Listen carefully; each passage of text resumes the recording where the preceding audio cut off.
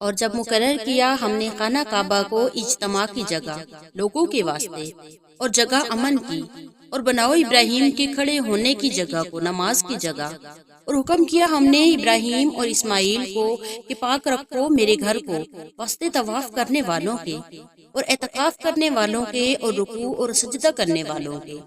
بسم اللہ الرحمن الرحیم، شروع اللہ کے نام سے جو بڑا مہربان نہایت رحم فرمانے والا ہے۔ محترم ناظرین و سامعین، السلام علیکم ورحمۃ اللہ وبرکاتہ۔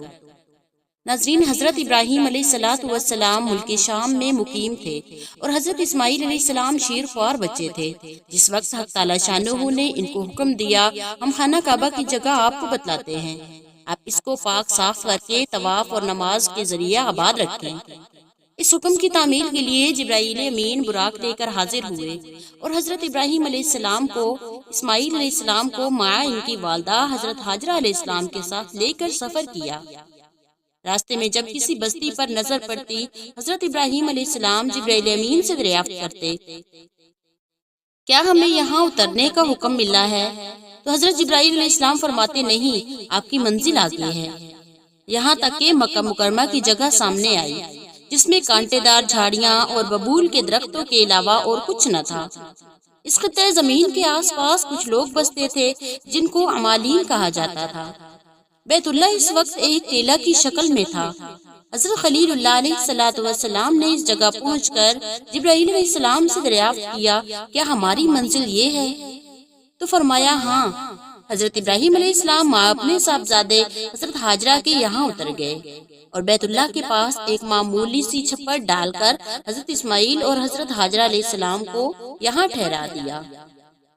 ان کے پاس ایک توشہ دان میں کچھ کھجوریں اور ایک مشکیزہ میں پانی رکھ دیا، اور ابراہیم علیہ السلام کو اس وقت یہاں ٹھہرنے کا حکم نہ تھا، اور اس شیر خوار بچہ اور ان کی والدہ کو حوالے بخدا کر کے واپس ہونے لگے۔ جانے کی تیاری دیکھ کر حضرت ہاجرہ نے عرض کیا، ہمیں اس لکودک میدان میں چھوڑ کر آپ کہاں جاتے ہیں جس میں نہ کوئی مونس و مددگار ہے، نہ زندگی کی کوئی ضروریات؟ حضرت خلیل اللہ صلاۃ والسلام نے کوئی جواب نہ دیا اور چلنے لگے۔ حضرت ہاجرہ علیہ السلام ساتھ اٹھیں، پھر بار بار یہی سوال دہرایا۔ حضرت خلیل اللہ علیہ السلام کی طرف سے کوئی جواب نہ آیا، یہاں تک کہ خود ہی ان کے دل میں خیال آیا اور عرض کیا، کیا اللہ تعالیٰ نے آپ کو یہاں چھوڑ کر چلے جانے کا حکم دیا ہے؟ تب حضرت ابراہیم علیہ السلام نے فرمایا، مجھے اللہ رب العزت کی طرف سے ہی حکم ملا ہے۔ اس کو سن کر حضرت ہاجرہ علیہ السلام نے فرمایا، پھر آپ شوق سے جائیے، جس نے آپ کو یہ حکم دیا ہے وہ ہمیں ضائع نہیں کریں گے۔ حضرت ابراہیم علیہ السلام حکم خداوندی کی تعمیل میں یہاں سے چل کھڑے ہوئے، مگر شیر خوار بچہ اور ان کی والدہ کا خیال لگا ہوا تھا۔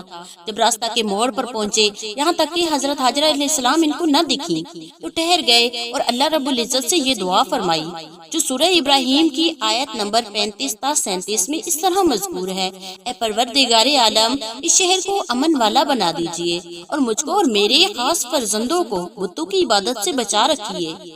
یعنی اے ہمارے پروردگار عالم، اپنی اولاد کو آپ کے محترم گھر کے قریب ایک میدان میں جو زراعت کے قابل نہیں آباد کرتا ہوں۔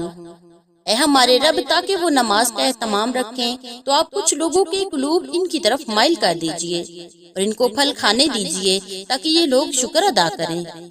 سابقہ حکم جس کی بنا پر شام سے ہجرت کر کے حضرت اسماعیل علیہ السلام اور ان کی والدہ کو یہاں لایا گیا تھا، اس میں یہ ارشاد ہوا تھا، میرے گھر کو پاک رکھنا۔ حضرت خلیل اللہ علیہ السلام جانتے تھے کہ پاک رکھنے سے مراد اس کو ظاہری نجاسات اور گندگی سے بھی پاک رکھا جائے، اور باطنی نجاست کفر و شرک سے پاکی بھی فرمان الہی میں مقصود ہے۔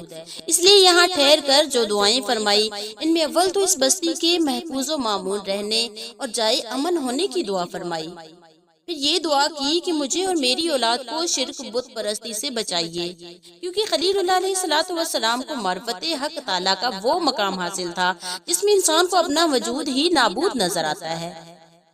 اپنے تمام افعال اور اعمال اور ارادوں کو یہ محسوس کرتا ہے کہ سب کچھ حق تعالیٰ شانہ کے قبضے قدرت میں ہے، اسی کی مشیت اور ارادہ سے سب کام ہوتے ہیں۔ اس لیے کفر و شرک سے بیت اللہ کو پاک رکھنے کا جو حکم ملا تھا، اس میں حق تعالیٰ شانہ سے ہی مدد طلب کی۔ اس دعا کے اندر کفر و شرک سے محفوظ رہنے کی التجا میں ایک خاص راز یہ بھی ہو سکتا ہے کہ جب بیت اللہ کی تعظیم اور تکریم کا حکم ہوا تو یہ احتمال بھی تھا کہ آئندہ چل کر کوئی ناواقف اس بیت اللہ ہی کو معبود نہ بنا لے، اس طرح شرک میں مبتلا ہو جائے۔ اس لیے یہ دعا فرمائی کہ مجھ کو اور میری اولاد کو شرک سے ہمیشہ محفوظ رکھا جائے۔ اس کے بعد شیر خوار بچہ اور اس کی والدہ پر شفقت کے پیش نظر یہ دعا فرمائی، میں نے ان کو آپ کے حکم کے مطابق آپ کے محترم گھر کے پاس ٹھہرا دیا ہے، لیکن یہ جگہ زراعت کے قابل بھی نہیں، یہاں کوئی اپنی محنت سے ضروریات زندگی حاصل کر سکے، اس لیے آپ ہی اپنے فضل سے ان کو پھلوں کا رزق عطا فرمائیے۔ یہ دعا کر کے حضرت خلیل علیہ السلام تو اپنے وطن شام کی طرف روانہ ہو گئے۔ ادھر حضرت ہاجرہ کا کچھ وقت تو اس توشے کھجور اور پانی کے ساتھ کٹ گیا جو حضرت خلیل علیہ السلام چھوڑ کر گئے تھے۔ پانی ختم ہونے کے بعد خود بھی پیاس سے بے چین، شیرخوار بچہ بھی۔ اس وقت پانی کی تلاش میں ان کا نکلنا اور کبھی کوہ صفا پر کبھی کوہ مروہ پر چڑھنا اور ان دونوں کے درمیان دوڑ دوڑ کر راستہ طے کرنا تاکہ حضرت اسماعیل علیہ السلام آنکھوں کے سامنے آ جائیں۔ عام مسلمانوں میں معروف ہے اور حج میں صفا مروہ کے درمیان صحیح کرنا آج تک انہی کی یاد میں ہے۔ اس قصہ کے آخر میں حضرت جبرائیل امین کو بحکم خداوندی وہاں پہنچنا اور چشمے زمزم کا جاری کرنا اور پھر قبیلہ جرہم کے کچھ لوگوں کا یہاں آ کر مقیم ہو جانا اور حضرت اسماعیل علیہ السلام کے جوان ہونے کے بعد قبیلہ جرہم کی ایک بیوی سے شادی ہو جانا، یہ سب صحیح بخاری کی روایت میں تفصیل کے ساتھ مذکور ہے۔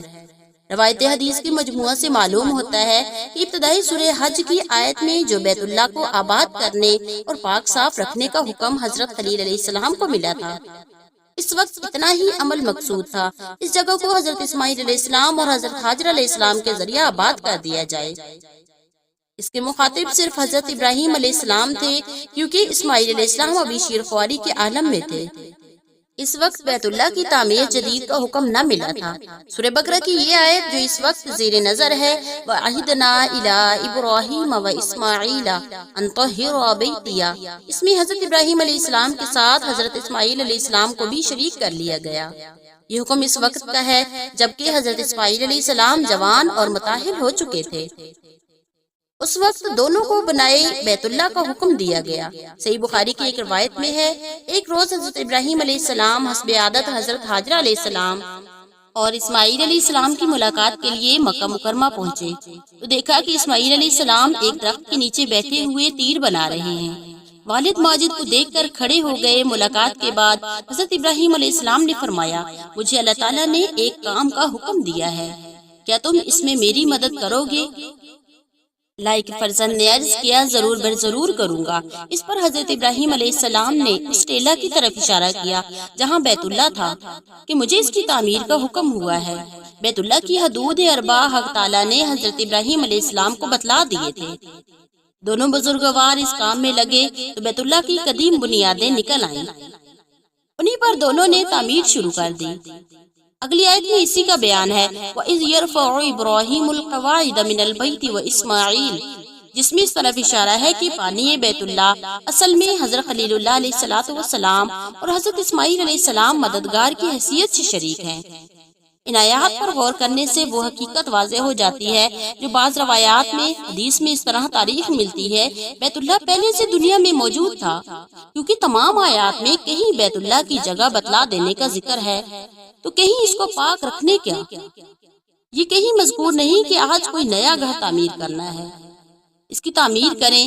اس سے معلوم ہوا کہ بیت اللہ کا وجود اس واقعہ سے پہلے موجود تھا، پھر طوفان نوح کے وقت منہدم ہو گیا یا اٹھا لیا گیا تھا، صرف بنیادیں موجود تھیں۔ حضرت ابراہیم اور حضرت اسماعیل علیہ السلام کعبہ کے پہلے بانی نہیں بلکہ بنائے سابق کی بنیادوں پر جدید تعمیر ان کے ہاتھوں ہوئی ہے۔ اب رہا یہ معاملہ کہ پہلی تعمیر کس نے کی اور کس وقت کی، اس میں کوئی صحیح اور کبھی روایت حدیث سے منقول نہیں ہے۔